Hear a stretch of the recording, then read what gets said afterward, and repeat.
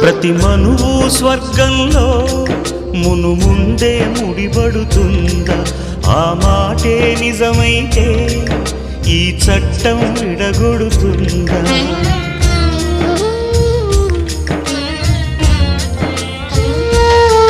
నీ రాతకు ఎంత సత్యం ఉందో చూదువు బ్రహ్మయ్యా, నీ సాక్ష్యం ఎంత విలువైందో ఓ అగ్ని చూడయ్యా. నువ్వు రామా అరుంధతి, ఇదే నీ దర్శన ఫలమైతే ఎటైనా దాగిపోవమ్మా. నిజంగా పెళ్ళికి బలముంటే సూటిగా ఇటు దిగి రావమ్మా.